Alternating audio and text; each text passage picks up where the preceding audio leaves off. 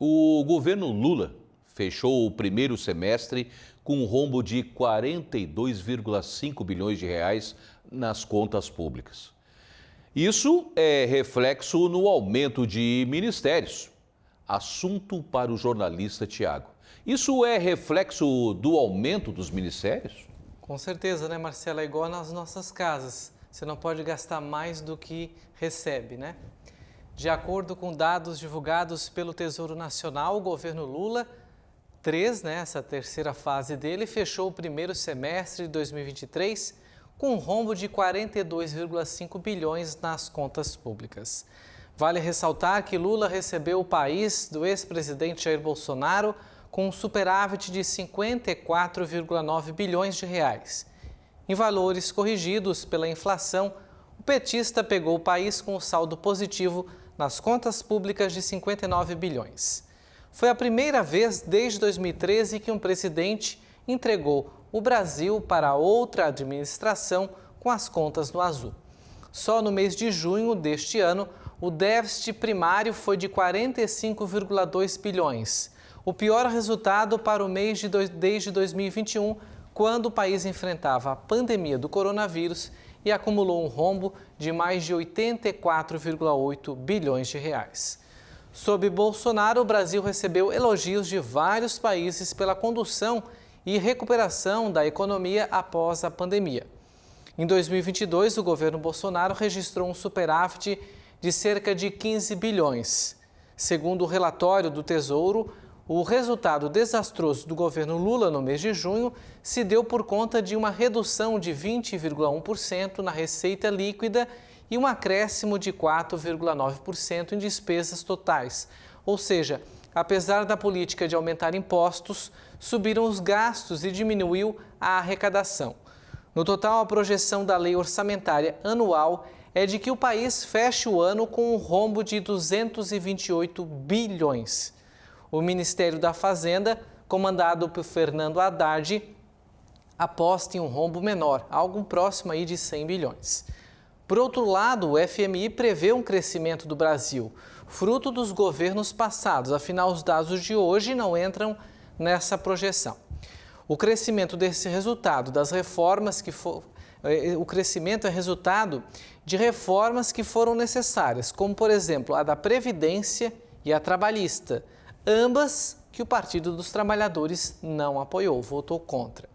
Vale lembrar ainda a crise de 2016, antes dessas reformas, após o desastroso Dilma II, e ela, consequentemente, foi impeachmentada nesse período. Portanto, a gente tem várias insinuações aí dessa análise dos rombos. Primeiro, está gastando mais do que arrecada. A retração da economia foi forte, ou seja, reduz consequentemente a arrecadação de impostos. O governo acha que inchar a máquina pública, gastar mais, abrir mais ministério, vai pulverizar o país. Não aconteceu isso. É o mesmo caso do governo Dilma, né? O primeiro e o segundo ali já num desastre total, que culminou numa crise grande para o país. Se utilizou do mesmo modus operandi, gastar mais,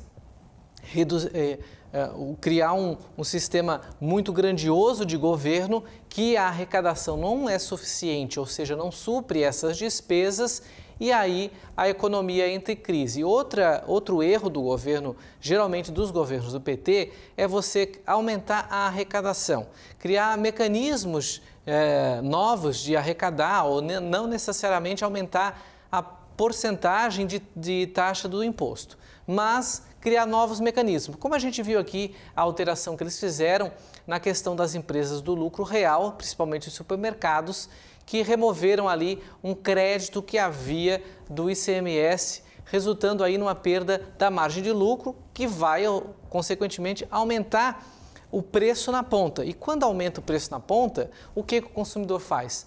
Reduz a compra, ou para de comprar, ou pensa 2, 3 vezes antes de comprar. É o que está acontecendo agora também com as compras no exterior. De certa forma, movimentava algum comércio informal, que resultava na economia interna, mesmo que os produtos viessem do exterior. A redução é significante, ou seja, ladeira abaixo, porque estão taxando. Então, não necessariamente se aumentam os impostos, mas criam mecanismos, né? Trabalham com mecanismos para aumentar a arrecadação do Tesouro Nacional, que é um erro que a gente vê no reflexo. O governo acaba tendo que... Porque a despesa do governo, ela continua, mas a arrecadação, ela tem oscilações e está tendo oscilações para baixo. Então, a gente está como se nas nossas casas estivéssemos aumentando as nossas despesas e a nossa receita, o nosso salário estivesse diminuindo. É mais ou menos nessa conta que a gente pode trazer aí para vocês entenderem em casa.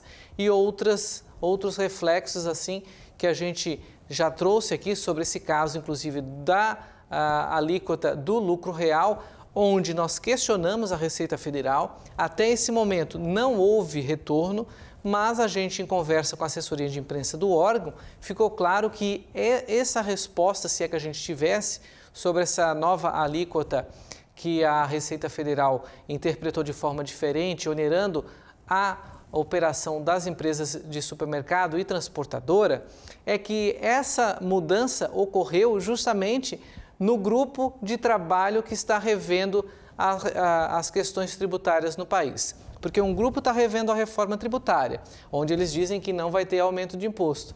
Mas é em outro grupo de trabalho que está se revendo em quais setores ou fatores da economia o governo pode alterar regras, mudar normas, para aí sim aumentar a arrecadação.